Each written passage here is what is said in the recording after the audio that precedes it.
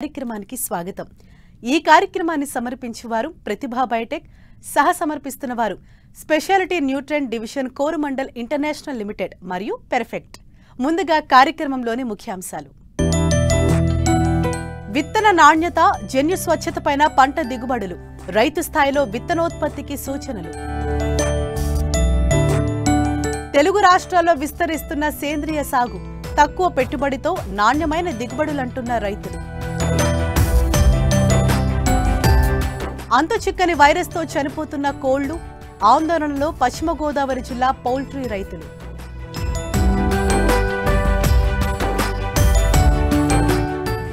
విత్తు కొద్దీ పంట అని నానుడి.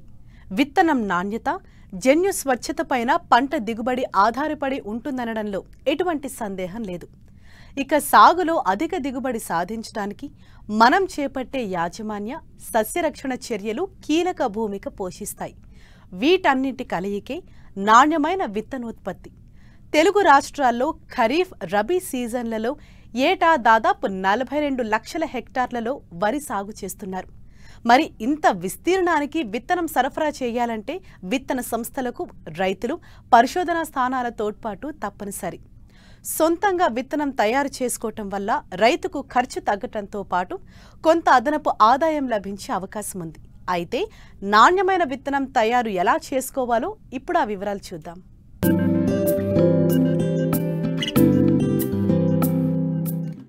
వరి సాగులో ప్రాంతానికి అనుగుణంగా ఎన్నో రకాల వరి వంగడాలను శాస్త్రవేత్తలు రూపొందించారు. అయితే అనేక సంవత్సరాల పాటు వీటిని ఇతర రకాల మధ్య సాగు చేయడం వల్ల వీటి జన్యు స్వచ్ఛత కొంత దెబ్బతినే ప్రమాదం ఉంది. దీన్ని అధిగమించేందుకు విత్తన సంస్థలు ఏటా జన్యు స్వచ్ఛత ఉన్న మూల విత్తనాన్ని రైతులకు అందించి విత్తనోత్పత్తికి ప్రోత్సహిస్తున్నాయి. రైతులు పండించే ఈ విత్తనాన్ని ఫౌండేషన్ సీడ్ అంటారు. దీన్ని రైతుల వద్ద నుంచి బైబ్యాక్ ఒప్పందంతో విత్తన సంస్థలు తిరిగి సేకరించి ట్రూత్ఫుల్లీ లేబుల్డ్ విత్తనాలుగా మార్కెట్లో విక్రయిస్తాయి. విత్తనం కనీస నాణ్యత ప్రమాణాలు కలిగి, అధిక జన్యు స్వచ్ఛత, మొలక శాతం, తక్కువ మలినాలు కలిగి, తెగుళ్ల బారిన పడని విత్తనాన్ని నాణ్యమైన విత్తనంగా పేర్కొంటారు. ఈ విత్తనోత్పత్తి వల్ల రైతుకు బస్తాకు 500 నుంచి 1000 రూపాయలు అదనంగా లభించే అవకాశం ఉంది. అయితే ఇప్పటికే రబీ వరి సాగు పిలక దశలో ఉంది. రైతులే స్వంతంగా నాణ్యమైన విత్తనోత్పత్తిని చేసుకోవాలంటే ఎలాంటి జాగ్రత్తలు పాటించాలో తెలియచేస్తున్నారు మారుటేరు ప్రాంతీయ వ్యవసాయ పరిశోధనా స్థానం శాస్త్రవేత్త డాక్టర్ టి శ్రీనివాస్. అంది రైతులు మనకి వరి అనేది ప్రధానంగా స్వపరాగ సంపర్కం చెందిన పంట కాబట్టి, పరపరాగ సంపర్కం లేదు కాబట్టి, స్వపరాగ సంపర్కం ఉంది కాబట్టి మనం విత్తనోత్పత్తి చాలా సులభంగా రైతు తనకు కావాల్సిన విత్తనం తనే తయారు చేసుకొని నాణ్యత, శ్రమ, ఖర్చు అన్నీ తగ్గించుకొని లబ్ధి పొందడానికి అవకాశం ఉంది. రైతు తన పొలంలో 1 ఎకరం రకం వేసుకొని ఉంటే గనక 5 నుంచి 10 సెంట్లు పొలం మధ్యలో ఎంపిక చేసుకొని ఆ ఎంపిక చేసుకున్న భాగంలో ఎటువంటి పురుగులు, తెగుళ్ళు లేకుండా అండ్ కేళీలు లేకుండా అండ్ తీసివేసి ముందుగా దాన్ని అన్నీ హార్వెస్ట్ చేసుకొని 14% తేమకి ఆరబెట్టుకొని బస్తాల్లో నింపుకునేటప్పటికి 12% తేమ వచ్చేటట్టుగా చూసుకొని కొత్త గోనెల్లో నింపుకొని తర్వాత నిలవ చేసుకునేటప్పుడు పురుగులు, తెగుళ్ళు ఏది గొడౌన్లో ఎలకల సమస్య లేకుండా గనక చేసుకుంటే అంటే తప్పనిసరిగా మొలక శాతం బాగుండి అంటే ఆ రకం నాణ్యత కూడా బాగుంటుంది. అయితే రైతాంగానికి మనం చెప్పాల్సింది ఏంటంటే ప్రతి 3 నుంచి 4 సంవత్సరాలకి తప్పనిసరిగా ధృవీకరించిన సంస్థ దగ్గర నుంచి మళ్ళీ అదే రకం, ఏ రకం అయితే రైతు వేసుకోవాలి అనుకుంటున్నాడో దాని తాలూకా ఫౌండేషన్ విత్తనం కానీ, సర్టిఫైడ్ విత్తనం కానీ తెచ్చుకొని మళ్ళీ 3 సంవత్సరాల వరకు అంటే 6 పంట కాలాల వరకు సార్వా దాల్వా గనక మనం లెక్కలో తీసుకుంటే అంటే రైతు తన పొలంలోనే విత్తనం సేకరించుకొని అదే విత్తనాన్ని దిగుబడులు తగ్గకుండా వాడుకునే అవకాశం ఉంది. అంటే అలా తన శ్రమ, డబ్బు, తర్వాత నాణ్యమైన విత్తనం తన పొలంలో తనే తయారు చేసుకొని వాడుకొని లబ్ధి పొందడానికి అవకాశం ఉంది. నత్రజని, భాస్వరము, పొటాష్ అన్ని 3 సమపాళ్లలో సిఫారసు చేసిన మోతాదుకి వేసుకోవాలి. చాలా ప్రాంతాల్లో పొటాష్ అనేది వేయడం లేదు. ఈ పొటాష్ అనేది వేయనప్పుడు మనకి గింజ నాణ్యత రాదు. అలానే గింజ నూక అయిపోవడానికి కూడా అవకాశం ఉంటుంది. నత్రజని ఎక్కువ మోతాదులో వేసినప్పటికి కూడా మనకి నూక శాతం ఎక్కువగా రావడానికి అవకాశం ఉంటుంది. సో బ్యాలెన్స్డ్ ఫర్టిలైజేషన్ అంటే సమపాళ్లల్లో సిఫారసు చేసిన మోతాదులో మనం నత్రజని, భాస్వరం మరియు పొటాష్ ఎరువులు వేసుకోవాల్సిన అవసరం ఉంది. అలానే పురుగులు, తెగుళ్ళు కూడా మనం సకాలంలో నివారించుకోకపోతే గింజ నాణ్యత, విత్తనం ఒక నాణ్యత మనకి పడిపోతుంది. సో అగ్గి తెగులు, మెడవిరుపు తెగులు వచ్చినప్పుడు కూడా మనకి గింజ నాణ్యత పడిపోతుంది. అది విత్తనానికి పనికిరాదు. రసం పీల్చే పురుగులు వచ్చినప్పుడు కూడా మనకి నూకగా గింజ నూక అయిపోతుంది. మనకి ముడి బియ్యపు శాతం తగ్గిపోతుంది. అలానే రకాల ఎంపికలో దాల్వాలో మనం ఎప్పుడు కూడా దీర్ఘకాలిక రకాలని ఎంపిక చేసుకోకూడదు. 120 నుంచి 125 రోజులు కాల పరిమితి కలిగిన రకాలనే మనం దాల్వాలో వేసుకుంటే మనకి నీటి ఎద్దటికి గురవ్వదు. అది ఏప్రిల్ 10 తర్వాత మనకి కోత అయిపోవాలి. ఏప్రిల్ 10 తర్వాత గింజ కట్టడం కానీ, గింజకి పూతకి రావడం కనుక జరిగితే అధిక ఉష్ణోగ్రతల వల్ల మనకి ఈ పంట దెబ్బతిని గింజ నూకైపోయే శాతం కూడా పెరుగుతుంది. కాబట్టి ఇవన్నీ రైతాంగం గమనించి మనకి తక్కువ కాల పరిమితి రకాలు వేసుకోవాలి. పొట్ట తెలుపు లేని రకాలని ఎంపిక చేసుకోవాలి. తక్కువ గింజ అయ్యి ఎక్కువ మనకి హెడ్ రైస్ రికవరీ అంటే ముడి బియ్యపు శాతాన్ని ఇచ్చే రకాలని ఎంపిక చేసుకొని దాల్వాలో లబ్ధి పొందవలసిందిగా మనవి. పెరుగుతున్న జనాభా ఒకవైపు, తరుగుతున్న సహజ వనరులు మరోవైపు. ఇలాంటి పరిస్థితుల్లో ఆహార భద్రతను కల్పించాలంటే ప్రస్తుతం ఉన్న సగటు ఉత్పాదకతను అధికం చేయాల్సిన అవసరం ఎంతైనా ఉంది. ప్రస్తుత పరిస్థితులలో అధిక దిగుబడులను ఇచ్చే వంగడాలు రైతులకు అందుబాటులో ఉన్న విత్తనాభివృద్ధి సంస్థలు, వ్యవసాయ విశ్వవిద్యాలయ పరిశోధనా స్థానాలు, ప్రైవేట్ విత్తన సంస్థలు రైతులందరికీ సరఫరా చేయలేవు. కాబట్టి రైతులు తమ పొలంలోనే విత్తనోత్పత్తి చేసుకోవాల్సిన అవసరం ఎంతైనా ఉంది.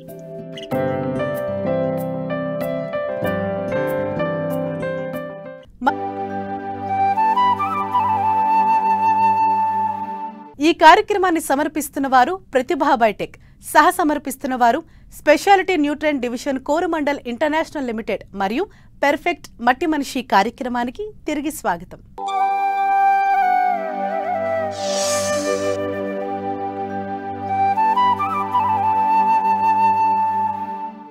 వ్యవసాయం పర్యావరణ మార్పులతో పాటు విపరీతమైన చీడపీడల వల్ల కునారెల్లుతోంది. వీటికి తోడు ఋతుపవనాలు, దోబూచులాట కారణంగా అతివృష్టి, అనావృష్టి పరిస్థితులు రైతన్నల నడ్డి విరుస్తున్నాయి. అయితే విపరీతమైన రసాయన ఎరువులు, పురుగు మందుల వాడకం వల్ల అధిక ఖర్చులే కాకుండా విషతుల్యమైన ఆహారం తయారవుతోంది. మరోవైపు వాతావరణ కాలుష్యం పెరుగుతోంది. దీని బారి నుండి తప్పించుకునేందుకే ఇప్పుడు సేంద్రియ వ్యవసాయం వైపు మొగ్గు చూపాల్సిన అవసరం ఎంతైనా ఉంది.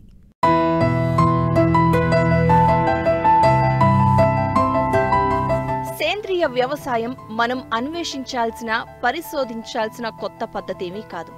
మన దేశంలో పూర్వీకులు వందల సంవత్సరాల నుండి 60 ఏళ్ల క్రిందటి వరకు ఆచరిస్తూ వచ్చింది. మనకు స్వాతంత్ర్యం వచ్చిన నాటికి ఆకలి చావులు ఎక్కువయ్యాయి. ఆహార ధాన్యాల కోసం ఇతర దేశాలను ఆశ్రయించాల్సి వచ్చింది. హరిత విప్లవం తేవాలనుకున్నాం. ఆశయ సిద్ధికి అధిక దిగుబడి రకాలను, రసాయనిక పురుగు మందులను, రసాయన ఎరువులు వాడాం. దేశంలో ఆహార ధాన్యాల ఉత్పత్తి గణనీయంగా పెంచాం. లక్ష్యం సాధించాం. అయితే దురదృష్టవశాత్తు ఈ ప్రక్రియలో వాడిన రసాయనాలు ప్రకృతి మాత, భూమాతల ఆరోగ్యాన్ని చాలా మట్టుకు దెబ్బతీశాయి. విచక్షణ రహితంగా వాడిన పురుగు మందులు పీల్చే గాలి, తినే ఆహారాన్ని, తాగే నీటిని, కడకు చంటి పిల్లలు త్రాగే తల్లి పాలను కూడా కలుషితం చేశాయి. అదేవిధంగా సేంద్రియ ఎరువులను విస్మరించి విచ్చలవిడిగా వాడిన రసాయనిక ఎరువులు నేలను నిస్సారం, నిర్వీర్యం, అచైతన్యం చేశాయి. దాదాపు దశాబ్దం కాలం నుంచి దిగుబడులలో చెప్పుకోదగిన పెరుగుదల కనిపించటం లేదు. రాబోయే రోజుల్లో ఈ సమస్య పరిష్కారానికి, నేల ఉత్పాదకత పెంచడానికి సుస్థిర వ్యవసాయం ఎంతో అవసరం. ఆహార భద్రతకు ప్రకృతిలో సహజ వనరులైన సేంద్రియ పదార్థాలను ఉపయోగించి సక్రమమైన యాజమాన్య పద్ధతులతో సుస్థిరమైన పంటల ఉత్పాదకతలతో ఆరోగ్యవంతమైన పర్యావరణ వ్యవస్థను రూపొందించేందుకు సేంద్రియ వ్యవసాయం ఒక్కటే మార్గం.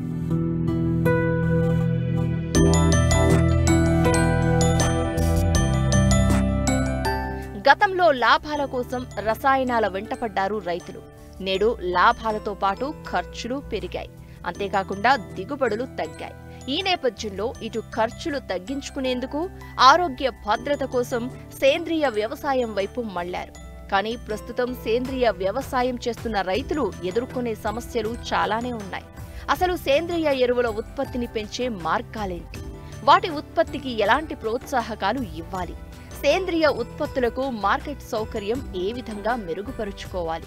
దీనిపై నియంత్రణ ఏ విధంగా ఉండాలనే అంశాలతో పాటు అందుబాటులో ఉన్న వనరులతో సేంద్రియ ఎరువులు ఏ విధంగా తయారు చేసుకోవచ్చనే అవగాహన అధికారులు కల్పించాల్సిన బాధ్యత ఎంతైనా ఉంది. మరోవైపు సేంద్రియ వ్యవసాయం చేసే భూమిని సర్టిఫికేషన్ ఎవరు చేస్తారు? చేస్తే ఈ సంస్థలు ఎక్కడున్నాయి? ఉంటే రైతుల సమస్యలు నివృత్తి చేయాల్సిందే. ఇన్ని సమస్యలుండి దిగుబడి తక్కువగా ఉన్నా రైతులు మాత్రం సేంద్రియ వ్యవసాయం వైపే మొగ్గు చూపుతున్నారు. ప్రకృతి వ్యవసాయంలో రైతుకు ఒక దేశవాళీ ఉండాలి. ఉంటే ఒక 4 నుంచి 5 ఎకరాలు చేసుకోవచ్చు. ఈరోజు ఈ కెమికల్ వల్ల రైతులకు పెట్టుబడులు బాగా పెరిగిపోతున్నాయి కాబట్టి ఈ ప్రకృతి వ్యవసాయం చేసుకునేందుకు అనుకూలంగా ఉంటుంది. ఇది టెక్నాలజీ అందుబాటులో లేదు. ఈ అందుబాటులో ఉండాలంటే రాష్ట్ర ప్రభుత్వం ఒక పైలట్ ప్రాజెక్టు చేపట్టి రైతులకు ఈ టెక్నాలజీ అందుబాటులోకి తెచ్చేది ఉంటే రైతులు చిన్నకారు రైతులు వాళ్ళ పొలంలో వాళ్ళు చేసుకోగలుగుతారు. రైతుకు ఎరువులు, పురుగు మందులు ఇవి ఆదా అవుతాయి. మన గ్రామంలోనే దొరికే చెట్లతోని కషాయాలు తయారు చేసుకొని నీమాస్త్రం, బ్రహ్మాస్త్రం, అగ్నేస్త్రం, పశుపని కషాయం ఇలాంటి చేసుకొని రైతు స్ప్రే చేసుకోవడం వలన పురుగు మందుల వాడకం రైతుకు కొని తేయవలసిన అవసరం ఉండదు.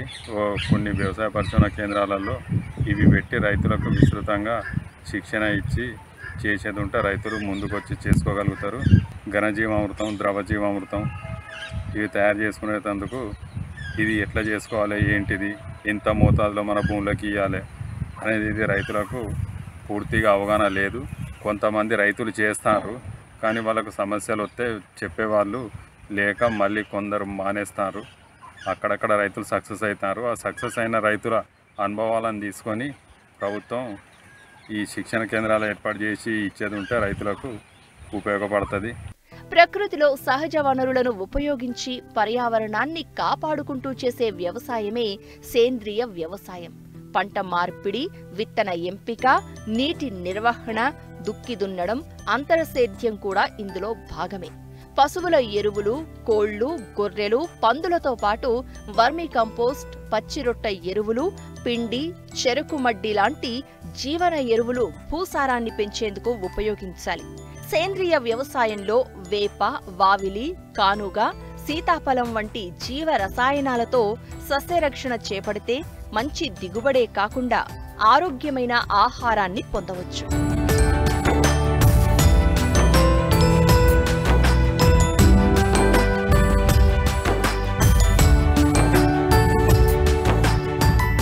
ఆహార భద్రతకు, పౌష్టికాహార ఉత్పత్తికి సేంద్రియ వ్యవసాయానికి మించిన మరో ఉత్తమ మార్గం లేదని వ్యవసాయ శాస్త్రవేత్తలు కూడా చెబుతున్నారు.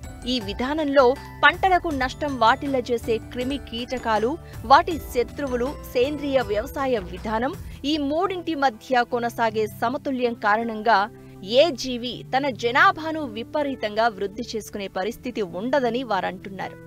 రాని పంటల్లో కూడా ఒక విధమైన సమతుల్యత ఏర్పడుతుందని చెప్తున్నారు. సేంద్రియ వ్యవసాయం వల్ల అధిక దిగుబడులు సాధించడమే కాకుండా పర్యావరణ పరిరక్షణ చేపట్టవచ్చని వారు స్పష్టం చేశారు.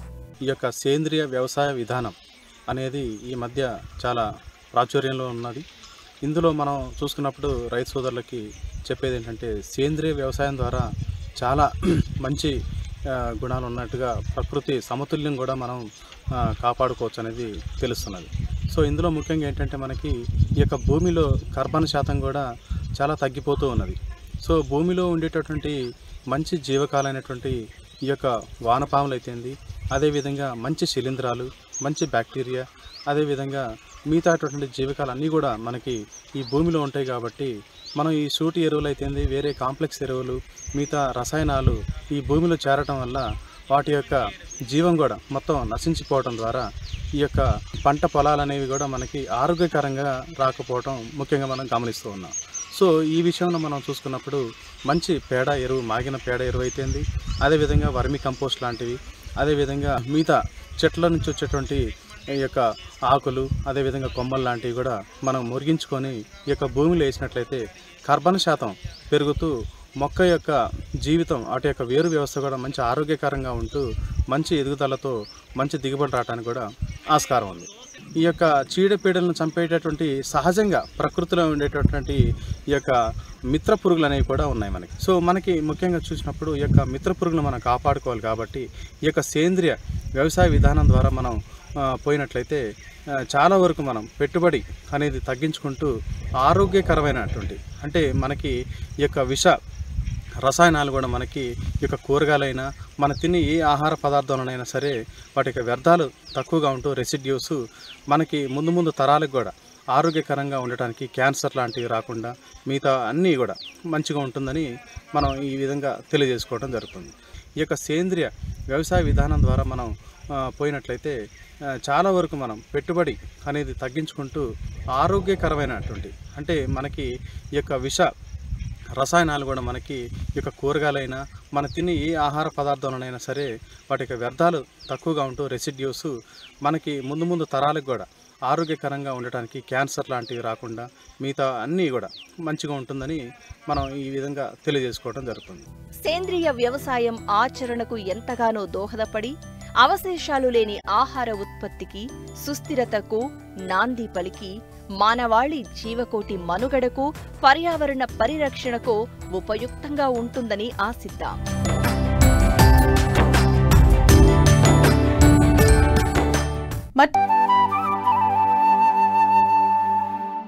ఉమ్మడి పశ్చిమ గోదావరి జిల్లాలో కోళ్లకు అంతుచిక్కని వైరస్ సోకింది.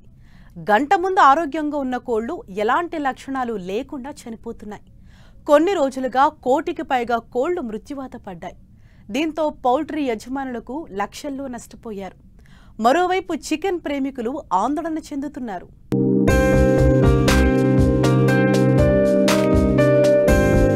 కోళ్లను మృత్యువాత పడేలా చేస్తున్న అంతుచిక్కని వైరస్ పశ్చిమ గోదావరి జిల్లాను తీవ్రంగా ప్రభావితం చేస్తోంది. సాయంత్రం ఆరోగ్యంగా కనిపించే కోడి తెల్లవారుజామున చనిపోతున్న దారుణ పరిస్థితులు నెలకొన్నాయి. ఈ వ్యాధి కారణంగా జిల్లాలో ఇప్పటి వరకు 1,20,00,000కు పైగా కోళ్లు మృత్యువాత పడ్డాయని తెలుస్తోంది. ఈ వైరస్ సోకిన కోడికి ప్రత్యేకమైన లక్షణాలు కనిపించవు. ఉదయం ఆరోగ్యంగా ఉన్న కోడి మధ్యాహ్నానికి లేదా సాయంత్రానికి చనిపోతుంది. దీంతో కోళ్ల పెంపకందారులు భారీ నష్టాలు ఎదుర్కొంటున్నారు. ఇక్కడ సుమారు 12 సంవత్సరాల నుంచి కోళ్ల ఫారం మెయింటైన్ చేస్తున్నాను. నా కోళ్ల ఫారం కెపాసిటీ 3 లక్షల లేయింగు, 60,000 చిక్కు, 60,000 గ్రోయర్ అండి. అది నా పౌల్ట్రీలో సుమారు 100 మంది వర్కర్స్ పనిచేస్తారండి. నాకు డైలీ లారీ గుడ్లు అవుతాయండి, 1200 కార్టన్ల గుడ్లు అవుతాయి. ఏ రోజు లారీ ఆ రోజు లోడ్ అవుతుంది, ఏ రోజు ఫీడ్ ఆ రోజు లారీలు వస్తూ ఉంటాయి, వెళ్తూ ఉంటాయి. ఎప్పుడు ఇంత ఇబ్బందికరమైన పరిస్థితి అయితే చూడలేదు. 13 నుంచి నేను చేస్తున్నాను పౌల్ట్రీ. 2020లో కొద్దిగా ప్రాబ్లమ్స్ వచ్చినాయి, చిన్న చిటగా. ఇంత విపరీతమైన ఇబ్బంది ఏం పడలేదు ఆ రోజు కూడా. ఈ రోజు అయితే ఇంచుమించు డిసెంబర్ 20వ తారీఖు కానించి పౌల్ట్రీ ఇండస్ట్రీకి వైరస్ డిసీజ్ అనే ప్రాబ్లం వచ్చి అసలు అది డాక్టర్లకు కూడా అంతుచిక్కని వ్యాధి కింద చాలా ఇబ్బంది పడే పరిస్థితి కింద ఉందండి. దీనికి మందు లేదు, వ్యాక్సిన్ లేదు, ఏమీ లేదు. దీన్ని ఏం చేయాలన్నది అర్థం అవ్వక రోజు 14,000 15,000 కోళ్ళు చనిపోతంలో నాకున్న 3 లక్షల కోళ్ళని 1,60,000 ఈ రోజుకి చనిపోయినాయి. ఇంకా తతిమై కూడా నాకు ఉంటాయనే నమ్మకం అయితే నాకైతే లేదండి. 2 వ్యాక్సిన్ చేసినా వస్తున్నాయి, 3వ వ్యాక్సిన్ బూస్టర్ డోస్ చేస్తున్నారు, అయినా కూడా వస్తున్నాయి. హెచ్పి వ్యాక్సిన్ అని వెస్ట్ అని ఇండోనేషియా 4 కంపెనీలు ఉన్నాయి, జాఫా ఒకటి. ఈ చేసినా కూడా చేసినోడికి వస్తుంది, చేయనోడికి వస్తుంది అన్నట్టు. దీనికి ఏంటన్నది కూడా యానిమల్ హస్బెండరీ వాళ్ళు బ్లడ్ శాంపిల్స్ తీసుకుని భోపాల్ పంపించి దీన్ని ఏంటన్నది రిజల్ట్ తెలుసుకునే దాకా మనకే అంతు చిక్కట్లేదు. మినిమం షెడ్లో 20,000 షెడ్ కెపాసిటీ ఉంటే 2,000 కోళ్ళు పోతున్నాయి, 10% పోతుంది ఒక రోజుకి. ఇంకా ఆ ఇబ్బందుల్లో మనం ఏం చేయలేని పరిస్థితి. డాక్టర్లు కూడా పాపం ఎంతమంది డాక్టర్లు చూపించినా వాళ్ళు కూడా ప్రయోగం చేయడం తప్ప మా వల్ల ఏమీ కాదు, మాకు ఇదేమీ అంతు చిక్కట్లేదని వాటర్ శానిటేషన్ వాటరు ఏదైనా ఇమ్యూనిటీకి ఇది అంతే తప్ప 5 రోజులు ఇచ్చి వదిలేయండి తప్ప అంతకన్నా చేసేది ఏమీ లేదని వాళ్ళు హ్యాండ్సప్ అన్న. గాలిలో వచ్చిన వైరస్ అండి, కొంగల ద్వారానే, కాకిల ద్వారానే, వీటి ద్వారానే. ముందుగా నాటుకోళ్ళు చనిపోయినాయి మొత్తం ఎక్కడికక్కడ. ఈ వైరస్ అటువంటిది. ఆ వైరస్ ఏంటన్నది గవర్నమెంట్ పూనుకుని యానిమల్ హస్బెండరీ వాళ్ళు ఏంటన్నది శాంపిల్స్ తీసుకుని వాళ్ళు చెక్ చేసి మనకు చెబితేనే కానీ ఏం తెలియదు. ఈ రోజు అయితే నా షెడ్లో కోళ్ళు 1,20,000, 1,30,000 కోళ్ళు ఉన్నాయి. 1,60,000 కోళ్ళు చనిపోయినాయి. ఇంకొక వారం రోజులు కూడా ఉంటాయో ఉండవో నాకు తెలియదు. పిల్లలు 46 రూపాయలు, 47 రూపాయలు కొనుక్కుని వచ్చి దాన్ని పెంచి 300 రూపాయలకి తయారు చేసి దాని చేత గుడ్డు పెట్టించుకుంటూ అది ఇంచుమించు 3 లక్షల కోడిని తయారు చేయాలంటే 9 కోట్ల రూపాయలు పెట్టుబడి పెట్టాలి. ఇవాళ మొత్తం శూన్యం అంట తుడిచిపోతే ఈ 9 కోట్లు పోయింది. మరలా ఇది ఫుల్ఫిల్ చేయాలంటే నాకు సంవత్సరం టైం పడుతుంది. సంవత్సరం నేను బ్యాంకులు కట్టుకుంటా, నేను లోన్లు చేసుకుని మళ్ళీ టర్మ్ లోన్స్, సీసీ ఇంట్రెస్ట్లు ఇవి కట్టుకోవాలంటే నాకు ఇబ్బంది పరిస్థితి. మన వెస్ట్ గోదావరిలో 1,20,00,000 కోళ్ళు ఉన్నాయండి సుమారు. అందులో నాకు తెలిసి అయితే ఓ 40 లక్షల కోళ్ళు అయితే ఈ రోజుకి చనిపోయినాయి. అది ఇంచుమించు సుమారుగా ఈ ఇండస్ట్రీ మీద ఆధారపడి ఒక 50,000 మంది వర్కర్స్ పనిచేసుకుంటున్నారు. ఓ 200 కుటుంబాలు అయితే కోళ్ళ ఫార్మర్స్, రైతులు, కోళ్ళ ఫార్మర్ మెంబర్స్ అయితే 200-250 మంది రైతులు ఉంటారు. వీళ్ళందరి పరిస్థితి కూడా ఇబ్బందికరమైన పరిస్థితి. మృత్యువాత చెందిన కోళ్లను రహదారుల పక్కన సంచుల్లో వేయడం వల్ల వైరస్ మరింత వేగంగా వ్యాప్తి చెందే ప్రమాదముందని పశుసంవర్ధక శాఖ అధికారులు హెచ్చరిస్తున్నారు. చనిపోయిన కోళ్లను లోతైన గోతిలో పూడ్చి సున్నం వేసి నశింపజేయాలి, లేదంటే కాల్చేయాలని సూచిస్తున్నారు. ఈ విధంగా చేస్తే వైరస్ వ్యాప్తి నుంచి మిగిలిన కోళ్లను రక్షించవచ్చని సూచిస్తున్నారు. ప్రస్తుత కాలంలో మనకి వార్తాపత్రికల్లో కానీ లేదంటే సోషల్ మీడియాలో కానీ ఈ కోళ్ళు ఎక్కువ మొత్తంలో చనిపోతున్నాయనే వార్తలు ప్రచురితం అవుతున్నాయి. కాకపోతే ఈ సీజన్లో ఎక్కువగా కోళ్ళు రకరకాల వైరస్ వ్యాప్తి చెందడం వల్ల చనిపోతూ ఉంటాయి. చనిపోయినప్పుడు ఏం చేయాలంటే కోళ్ళకి కొన్ని జాగ్రత్తలు తీసుకోవడం వల్ల ఈ మరణాల శాతాన్ని చాలా వరకు తగ్గించవచ్చండి. ముఖ్యంగా వ్యాధి సోకిన కోళ్ళని ఏం చేయాలంటే ఆరోగ్యంగా ఉన్న కోళ్ళ నుంచి వేరు చేసి వేరే ప్రదేశంలో పెట్టాలి. అలాగే వ్యాధి సోకిన ప్రాంతంలో కోళ్ళ మీద, అలాగే ఆ గాబుల మీద, ఆ పరిసరాలన్నీ కూడా మనకి క్రిమిసంహారక మందులు చల్లుకోవాలండి.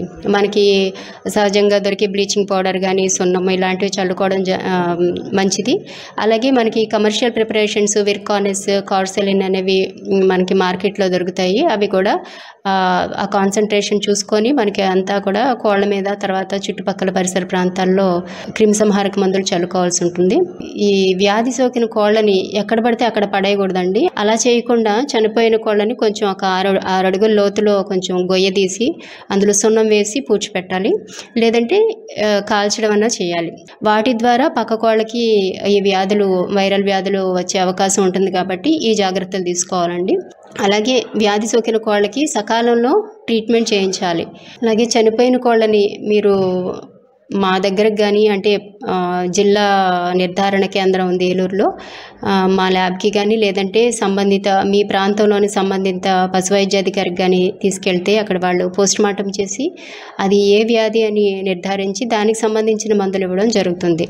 ఇదే వైరస్ 4 ఏళ్ల క్రితం కూడా పశ్చిమ గోదావరి జిల్లాలో కోళ్లను తీవ్రంగా ప్రభావితం చేసింది. అప్పట్లో కోళ్లు పెద్ద సంఖ్యలో చనిపోవడంతో మార్కెట్లో అమ్మకాలు పూర్తిగా పతనమయ్యాయి. వైరస్ తగ్గుముఖం పట్టడానికి చాలా రోజులు పట్టింది. ఇప్పుడు మరోసారి ఇదే వైరస్ తిరిగి ప్రబలుతోందని, ఎప్పుడు ఆగుతుందోనని పౌల్ట్రీ రైతులు ఆందోళన చెందుతున్నారు.